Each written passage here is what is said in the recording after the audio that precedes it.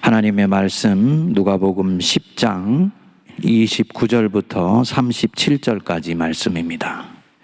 그 사람이 자기를 옳게 보이려고 예수께 여짜오되 그러면 내 이웃이 누구니까?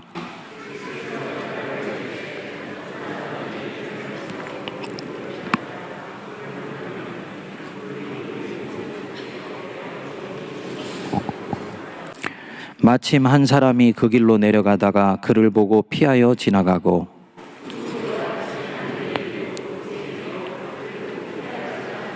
어떤 사마리아 사람은 여행하는 중 거기 이르러 그를 보고 불쌍히 여겨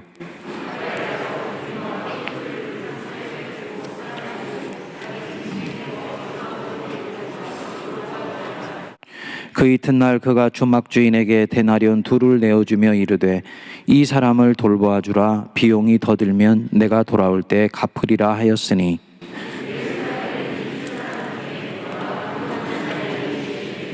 함께요. 이르되 자비를 베푼 자니이다. 예수께서 이르시되 가서 너도 이와 같이 하라 하시니라. 아멘. 예수님 주변에는 수없이 많은 사람들이 밀물처럼 밀려왔다가 또 썰물처럼 빠져나가곤 했었습니다. 그 중에 어떤 사람들은 예수님을 음해할 목적으로 의도성을 갖고 예수님께 질문을 던지기도 했습니다. 오늘 본문에 나오는 이 율법 교사도 이런 종류의 사람입니다. 하지만 우리 예수님은 그 사람이 어떻게 당신을 시험하든 또 어떤 의도를 가지고 예수님께 접근하든 그 영혼을 진리 앞에 견고히 세우려고 합니다. 진리가 결국은 묶여있는 한 영혼을 자유케 해줄 수 있다는 것을 강철같이 믿으시기 때문입니다. 한 율법사가 예수께 물었지요. 우리가 어떻게 하여야 영생을 얻으리이까? 율법책에 무엇이라고 기록되어 있느냐? 네 마음을 다하고 목숨을 다하고 뜻을 다하고 힘을 다하여 주 너의 하나님을 사랑하며 네 이웃을 네 자신과 같이 사랑하라 하였나이다. 예수께서 가서 너도 이와 같이 해라. 그리하면 살리라 말씀하셨습니다. 그렇게 하면 영생을 얻을 것이라는 뜻이지요. 대화가 여기서 끝나는 줄 알았는데 이 율법사가 다시 묻습니다. 그러면 내 이웃이 누구니까? 성경은 이 율법사가 자기를 옳게 보이려고 이 질문을 하였다고 말씀을 합니다. 그렇지요. 율법사의 이웃이 누구입니까? 율법사이지요. 제사장의 이웃이 누군가요? 제사장이지요. 바리새인은 바리새인의 이웃이지요. 그리고 이들은 서로를 끔찍히 아끼고 사랑해 주었습니다. 그러니까 누가 나의 이웃이니까 물었을 때 이 율법사는 예수님의 입에서 너의 이웃은 네가 율법사이니까 율법사이지 라고 대답이 나오기를 바라셨을 것입니다. 그리고 이 대답 하나로 자기는 이미 내 이웃을 네 자신처럼 사랑하라 이 계명을 잘 지키고 있다고 확인받기를 원했던 것입니다. 예수님께서 여기서 그 유명한 선한 사마리아 비유를 말씀합니다. 강도 만나 거의 죽게 된 사람이 있다. 그런데 이 사람에 대해서 예수님은 그냥 어떤 사람이라고 말씀을 했어요. 이 사람에 대해서 다른 부연 설명이 없습니다. 세부 설명을 필요로 하지 않는다는 얘기는 이 사람은 평범한 유대인이라는 뜻이지요. 그런데 동족인 제사장이 그를 보고 피하여 지나가고 레위인도 그를 외면하고 지나갔다. 그런데 동족이 아닌 한 사마리아인이 이 유대인 강조 만난 사람을 보고는 가서 기름을 붓고 싸매어주고 짐승에 태워서 여관으로 데리고 와 밤새도록 그를 치료해주고 그를 간호해 주었다. 그리고 아침에 주인에게 말했어요. 내가 먼 길을 떠나게 될 터인데 이 사람을 돌보아 주시오 하면서 데나리온 2를 주었습니다. 비용이 더 들면 돌아와서 갚으리이다.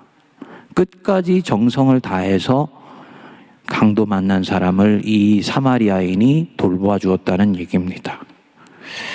묵상을 해보면 이 스토리의 세팅 자체가 얼마나 목적의식적이고 빈틈이 없는지 모릅니다.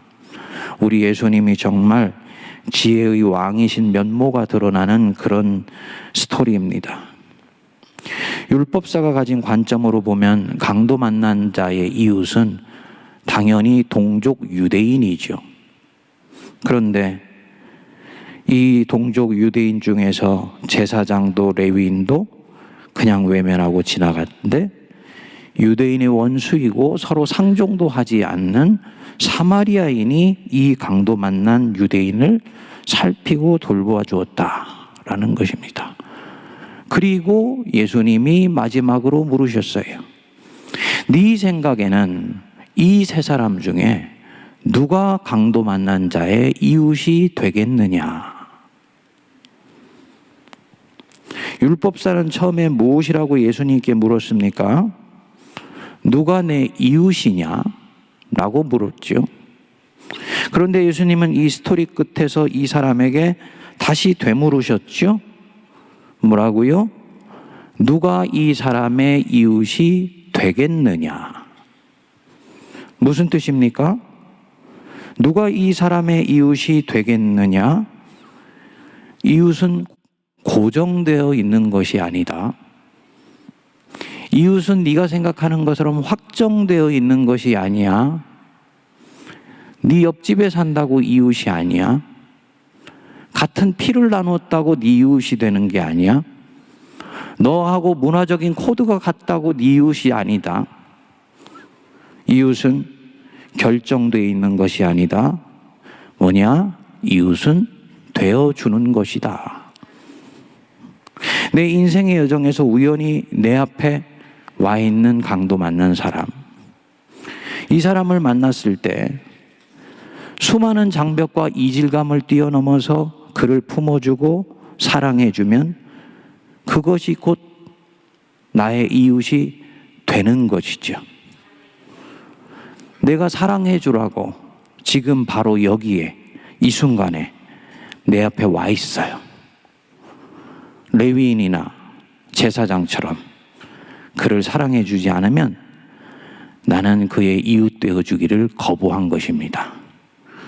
그리고 나는 이 순간에 네 이웃을 사랑하라는 계명을 어긴 것입니다. 누가 강도 만난 자의 이웃이 되겠느냐? 누가 지금 너의 이웃이 되겠느냐? 자비를 베푼 자니이다. 가서 너도 이와 같이 하라. 말씀 마무리했습니다. 하지만 처음에 물었던 바로 그 질문이 주님 안에선 생략되어 있어요. 그리하면 네가 영생을 얻으리라. 오늘 우리는 이 강도 만난 자의 이웃이 되어주기 위해서 이 자리에 기도하러 와 있습니다. 그리고 우리 성도님들이 온라인 앞에서 마음을 모으고 있어요. 강도 만난 자, 우크라이나의 국민들이지요. 그들은 우리와 피도 다르고 문화도 다르고 언어도 다릅니다. 저는 개인적으로는 우크라이나에 아는 사람이 없어요. 그리고 우크라이나는 가본 적도 없습니다. 우리 성도님들도 마찬가지일 것입니다. 이번에 이 일이 터지고 나서 우크라이나가 러시아 옆에 있다는 것을 알게 된 분도 계실 것입니다. 하지만 분명한 것 한 가지가 있어요. 하나님이 우리 인생길 예루살렘에서 여리고로 내려가는 그 여정에서 바로 지금 이 순간 여기에 그들을 강도 만나 고통하는 자로 우리 앞에 살포시 놓아두셨다는 것입니다. 우크라이나의 역사적인 배경이나 상황은 잘 모릅니다. 근데 틀림없는 한 가지가 있어요. 러시아가 특수 군사작전을 벌인다고 하면서 이렇게 말을 했습니다. 우크라이나는 본래 우리 러시아와 같은 슬라브족이다. 같은 역사적 배경을 갖고 있다. 그렇기에 우리가 거기에 군사를 보내는 것은 침공이나 침략이 아니다. 우크라이나인들은 크게 저항하지 않을 것이며 군사작전은 쉽사리 마무리가 될 것이다. 그런데 이것이 공의롭지 않은 침공이고 불의한 침략인 것이 곧 드러났습니다. 우크라이나인들은, 군인들은 말할 것도 없고 민간인들까지 나라를 지키기 위해서 지금까지 싸우고 있습니다. 심지어는 자기 아이들을 피난시키고는 자원을 해서 민병대가 되었습니다. 우크라이나가 낳은 세계적인 복싱 영웅 형제가 있는데 인기를 뒤로 하고 나라를 지키겠다고 총을 잡았다 그러더라고요. 우크라이나가 엄연히 독립된 자주국가라는 것을 뜻하는 것이지요. 우크라이나인들이 자신들을 주권국가의 일원으로 여긴다는 얘기입니다. 세계에 있는 어떤 힘이 있는 나라도 아무리 연약한 나라일지라도 침공하여서 다른 나라를 힘으로 제압하거나 자기 뜻대로 요리할 권리는 절대로 없습니다. 그것이 경제적인 이익이든 안보상의 이유이든 하나님은 그런 권리를 특정한 국가에게 주신 적이 없습니다. 여러분, 이것은 정의의 문제입니다. 주권국가 국민의 인권의 문제예요. 러시아의 푸틴이 군사시설을 파괴하다가 안 되니까 이제 우크라이나 국민의 사기를 꺾으려고 민간시설을 폭격하더니 급기야 어제는 산부인과 병원을 폭격을 하여서 어린아이들과 연약한 임산부가 사망을 하는 데까지 이르렀습니다. 이 전쟁으로 이미 400만 명이 넘는 난민이 발생을 했고요. 확인된 숫자만 민간인이 500명 사망을 했다 그러더라고요. 그야말로 강도 만난 사람들입니다. 근데 이 와중에 안타까운 소식이 있어요. 한 며칠 전에 제가 WCC에서 활동하는 목사님 얘기를 들으니까 WCC에서 중심적인 역할을 하고 있는 기독교의 분파가 정교회인데, 이 정교회는 그리스 정교회가 있고 러시아 정교회가 있고 우크라이나 정교회가 있고 이런데, 이 러시아 정교회가 상당히 많은 비율을 차지한다는 것입니다. 그런데 이번에 러시아 정교는 이 일에 침묵하고 있다는 것이지요.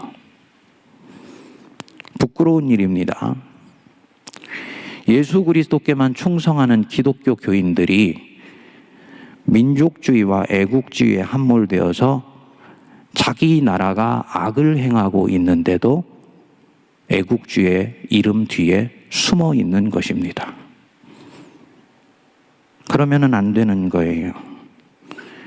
교회는 국가를 사랑하지만 국가가 정의롭지 못할 때는 교회가 예언자의 목소리를 내줄 수 있어야 됩니다. 여러분, 우리나라는 이때까지 5,000년 역사 동안 외세 침략만 받아왔어요.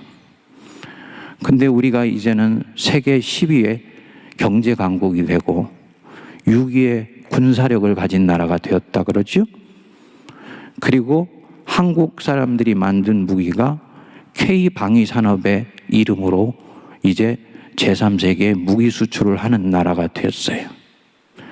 지정학적인 위치 때문에 우리가 다른 나라를 침략할 가능성은 거의 없습니다만, 만일에 한국이 세계 제1위의 국가가 되어서 이유도 없고 명분도 없이 국가의 이익을 취하기 위해서 다른 나라를 침략한다면 기독교는 어떻게 해야 되겠습니까? 당연히 아니라고 말할 수 있어야 됩니다. 그게 예수 그리스도께만 충성하는 사람들인 거예요. 지금 이 러시아 종교가 그리스도의 이름을 배반하며 민족주의와 애국주의 뒤에 숨어 있는 것입니다. 국가가 자국의 이익을 위인다는 이름으로 다른 민족을 짓밟고 하나님의 공의를 해치면서 이익을 도모하고자 하는데 거기에 침묵하고 있는 것입니다. 한국은 이 상황에서 저는 확신합니다. 서방의 경제 제재에 적극 참여해야 된다고 저는 봅니다. 왜냐?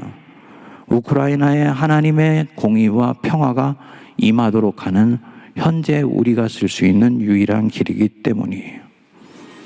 근데 어떤 이들은 그러더라고요. 그렇게 하는 거 우리나라의 경제적인 손실이 큰데 러시아에 나가 있는 기업들이 손해를 보게 되는데, 그러면서 이 러시아의 경제 제재를 하는 것이 한국의 자국의 이익에 손상이 간다라는 식으로 이야기를 하더라고요. 여러분, 믿지 않는 사람들은 그럴 수 있습니다만 하나님의 공의를 믿는 사람들은 그렇게 생각하면 안 됩니다. 경제를 빌미로 정의와 공의를 외면한다? 그것은 전형적인 경제 이기주의입니다. 우리도 이 같은 아픔을 일본에게 36년 동안 당했어요. 그리고 일본 이전에 1000년 이상의 역사를 중국에게 이런 상황을 반복하면서 당하면서 여기까지 왔습니다. 앞으로도 얼마든지 주변 강대국에 의해서 이런 일 당할 수 있는데 우리 경제 걱정하면서 독립국가의 주권이 무력에 의해서 밟히고 있는데 나라가 침묵하고 더군다나 기독교가 침묵한다. 하나님이 그런 나라 지켜주시고 싶은 마음이 있겠습니까? 뒤집어서 얘기하면요, 우리도 같은 아픔을 당해봤기 때문에 또 설사 그런 아픔을 당하지 않았다 할지라도 우리 인생의 한복판에 와 있는 이 강도 만난 이웃, 이 강도 만난 자, 그의 이웃이 되게 주기 위해서 무엇인가 노력할 때 하나님은 한국의 교회를 기뻐하실 것이고 이 땅을 기뻐하실 줄로 믿습니다. 그래서 우리가 오늘 기도하러 이 자리에 와 있는 거예요. 우리는 우크라이나의 침공당한 사정을 듣고 제사장처럼 피하지 않을 것입니다. 레위인처럼 그냥 지나가지 않을 것입니다.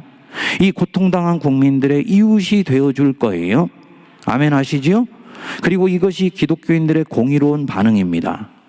그랬을 때 우리가 영생을 취하게 될 것입니다.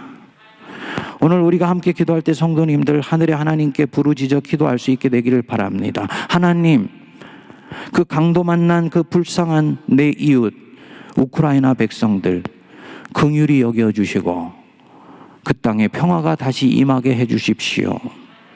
그리고 푸틴 안에 움직이고 있는 그 악의 힘이 꺾여지게 하여 주시고 그 심령 속에 평화의 영이 임할 수 있도록 역사하여 주십시오. 그리고 이것이 우리 자신에게도 깊은 교훈이 되어서 우리가 이 세상에 누구보다도 평화를 사랑하고 연약한 자들의 이웃이 되어주며 이 땅에 하나님의 샬롬의 세계가 올 수 있게 해달라고 함께 기도할 수 있게 되기를 바랍니다.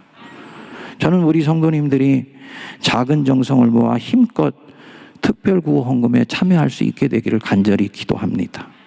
목사가 목회를 하다 보면요, 어느 순간에 감이 오는 경우가 있습니다. 분명히 설명은 할 수는 없는데 이것은 분명하게 무조건 하나님이 기뻐하시는 일이다 라고 생각되는 특별한 케이스가 있어요. 그런 때는요, 성도들 호주머니에 있는 그 무엇인가를 요청하는 것이 전혀 두렵지 않습니다. 왜냐하면 그것은 모아져서 5,000명이 넘는 사람들을 먹일 수 있는 어마어마한 영적 역사를 일으킬 수가 있기 때문이에요. 이 우크라이나를 위해서 마음을 모으는 것은 정말 오랜만에 사회가 가지고 있는 관심과 교회가 가지고 있는 관심이 하나로 합쳐진 지점입니다. 이 사람들 자신을 잘 섬기기 위해서도 우리가 적절히 반응해야 되지만 교회가 이번에 이 일에 신실하게 반응하는 것은 사회를 향한 하나님의 선교에 있어서도 엄청나게 중요한 부분입니다. 믿지 않는 사람들도 지금 얼마나 이 일에 관심을 가지고 참여하고 있는지 몰라요. 뉴스를 보면 우크라이나의 에어비앤비에 계약을 하고 의도적으로 방문을 하지 않는 거예요. 돈만 보내고 마는 것입니다. 이유가 뭡니까? 우크라이나에 있는 사람들을 돕기 위해서입니다. 안 믿는 사람들도 그렇게 하는데 강도 만난 사람을 당연히 도와서 영생을 취하려고 하는 그리스도인들이 이런 경우에 있어서 자기 속에 있는 것들을 내놓는 것은 담대할 수가 있어야 된다고 저는 확신합니다. 그럴 때 하나님이 교회에 복을 주시고 교회에 가진 이 권세를 통해서 세상을 도덕적, 영적으로 제압할 수 있는 능력을 주시는 거예요. 그런 면에서 우리 성도들이 코로나 가운데 힘들고 어렵습니다만 오늘 함께 하나님께 간절히 기도하고 특별 구원금에도 적극적으로 참여할 수 있게 되기를 바랍니다. 그들이 우리의 작은 정성이 모아진 것들을 이렇게 손에 잡으면 얼마나 가슴이 뛰고 깊겠습니까? 우리만 혼자 있는 것이 아니야. 우리만 지금 이 고통당하는 것이 아니야. 저 아시아의 이름도 없고 우리보다도 작은 나라였었던 이 한국이 지금 우리를 위해서 기도하고 있고 우리에게 관심을 가져다 주고 있다. 얼마나 그 우크라이나에 고통하는 어린애와 약한 자들이 기뻐하면서 하나님을 향해 부르짖을 수 있는 새로운 힘을 가질 수 있겠습니까? 강도 만나 피 흘리는 자들, 오늘 우리가 함께 기도하면서 하나님의 보좌를 움직일 수 있게 되기를 바랍니다.